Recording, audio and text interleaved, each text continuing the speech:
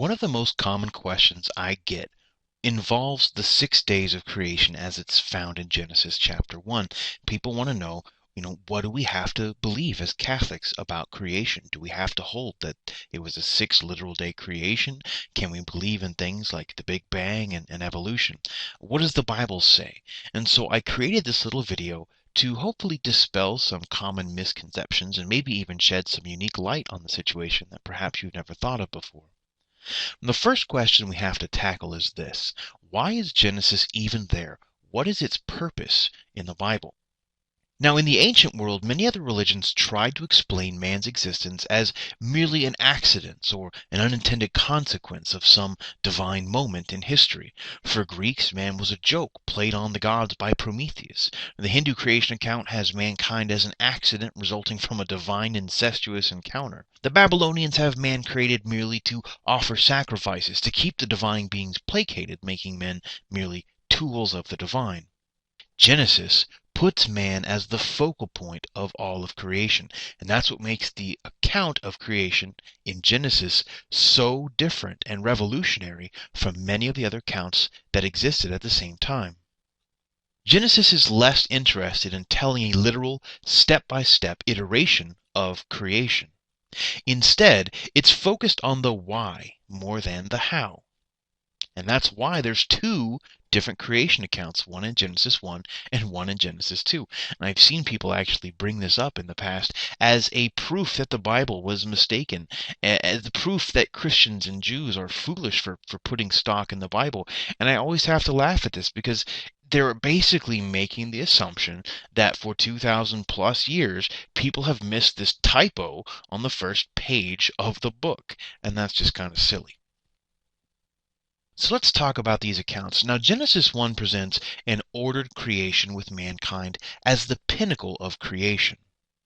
If you were to picture the 6 days of creation literally in Genesis, it would look kind of like this. On day 1, God creates the light and the dark. He speaks and it comes into being. On day 2, he separates the sky from the waters, and on day 3, he separates the land from the waters and then makes the plants grow up on the land. And then on day 4, he creates the sun, the moon, and the stars. Now this is interesting because, of course, on day 1, we've got light without sun, light without moon, light without stars. And so day 4, we actually see the creation of the things which rule over the light and the dark. In fact, the text of Genesis even says, let us create a light in the heavens to rule over the day and a lesser one to rule over the night. Similarly, on day 5, we see birds and fish. And what do you notice about day 5 as opposed to day 2 below it? Birds rule over the sky, fish rule over the water, in a sense at least. And on day 6, we have the animals that dwell on the earth and eat the plants being created. And then, as a special aside on day 6, after everything else has been created, God creates man. And this is what the text says. God created man in his own image. In the image of God, he created him. Male and female, he created them. So mankind isn't an accident. He's not a tool. He is, in fact, the reason for all of creation, according to the Genesis account. Now, Genesis 2 picks up before there's any plants on the earth, and man has already been created, or we'll see that he gets created before the animals and the plants are even there. And then the animals in the garden are being given to him, showing that he has dominion over all these things, and that though he's the pinnacle in Genesis 1 and Genesis 2, they're all created for him. Genesis 2 says, before any plant of the field was in the earth, and before any herb of the field had grown, and there was no man, is how it starts. And then it says, the Lord God formed the man of the dust of the ground and breathed into his nostrils the breath of life, and man became a living being. Now the word for breath here in Hebrew is ruah, and ruah basically means spirit. So something unique happened. Man was given literally the spirit of God, the breath of God, and he became a living being. And I think that Genesis is actually presenting this in a sense as showing us something unique that separates this particular living being from all the other animals, all the other living beings that are going to be presented to him. Now, if all we were concerned about was a literal reading of Genesis, we would have a problem. Namely, was man created before or after the plants and the animals? It can't be both. Not literally anyway. They can't both be 100% literally true. There must be some sort of figurative understanding of at least one of those. Hence, the Catechism says this: Genesis uses figurative language but affirms a primeval event, a deed that took place at the beginning of the history of man. Genesis is concerned primarily with explaining why the world was created, namely, it was created by a God who wanted to share his own life with us, which is consistent with what we see in the New Testament, with God being equated with love, as John writes in his epistle. And of course, Genesis 3 is going to be very concerned with explaining not only why the world was created, but also why the world we live in, if it was created by an all-good God, is fallen, is fallible. How did sin enter into the world? But that doesn't affect us right now. So, anyone opting to take Genesis as literally true must give a justification for which part he or she takes to be true, which is to say, Genesis 1 versus Genesis 2. This is not a question I'm interested in answering right now because I think we're going to be able to bypass it entirely. Let's just assume that they can be squared away with a literal reading through.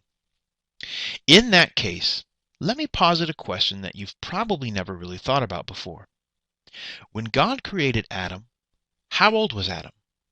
A lot of people will picture him being probably middle-aged. Some people would say 33, the age Jesus was when he died, Jesus being the new man, Adam being Hebrew for the man. All of mankind, in fact, exists in Adam. Others would say maybe he was younger, maybe he was older. But here's the point. Adam was only 1 day old on the day that God created him, assuming we're taking a literal reading of Genesis 1 or Genesis 2. And that means that Adam would have been born with what could be called the illusion of age. What do I mean by that? Well, unless God created Adam as a baby, from the zygote phase through the embryo phase and the fetus phase, all the way up through being a baby on the beach or on the garden and beyond, well, Adam must have looked older than he was, again, on a literal reading of Genesis. Well, if God could create Adam with the illusion of age, couldn't he have done it to the entire universe as well? Sure, if he's omnipotent, then there's nothing that could stop him from being able to do that.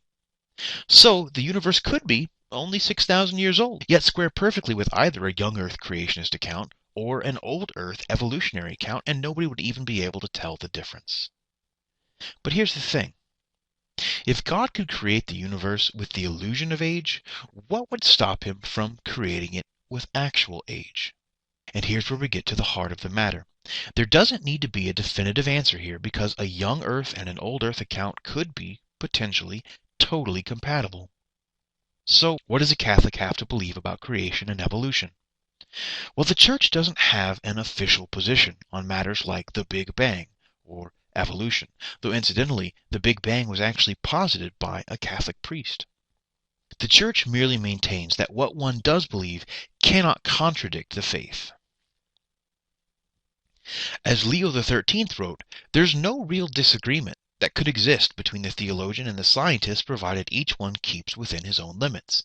If nevertheless there's a disagreement, it should be remembered that the sacred writers, or more truly the Spirit of God who spoke through them, did not wish to teach men about such truths as the inner structure of visible objects, which do not help anyone's salvation, and that for this reason, rather than trying to provide a scientific exposition of nature, they sometimes describe and treat these matters either in a somewhat figurative language or and the common manner of speech of those times required, and indeed still require nowadays in everyday life, even amongst the most learned people. For instance, we still speak of the sunrise.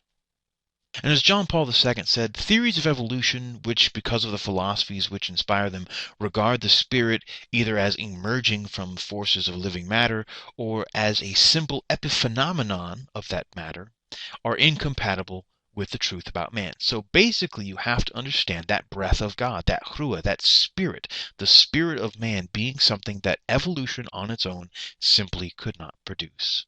But that's it. I'll leave you with one of my favorite quotes from St. Augustine. This is from his book, The Literal Interpretation of Genesis, and he says this: "It not infrequently happens that something about the earth, about the sky, about other elements of this world, about the motion and the rotation, or even the magnitude and the distances of the stars, about definite eclipses of the sun and the moon, about the passage of years and seasons, about nature of animals, of fruits and stones, and other such things, may be known with the greatest certainty by reasoning or by experience, even by one who is not a Christian. It is too disgraceful and ruinous though, and greatly to be avoided, that he, the non-Christian, should hear a Christian speaking idiotically on these matters, as if in accord with the Christian writings, that he might say he could scarcely keep from laughing when he saw how totally in error they are. In this view, he goes on to say, he has presented his own writings in his account of Genesis in such a way that they explain in detail and set forth for consideration the meaning of obscure passages, but they take care to not rashly affirm some one meaning to the prejudice of another. What we've seen today, of course, has been many Christians taking a very literal reading of Genesis and trying to gerrymander what scientific data shows us, and it's made Christianity into a laughingstock. It doesn't need to be that way. This isn't to say that faith needs to bow to science or science to religion. Simply that the two of them should be, if they're both seeking the truth, compatible. This is Justin West with Oramus, ORAM.us. I hope you found this helpful. If you have further questions about this matter, please feel free to visit our website at ORAM.us. Thanks. God bless you.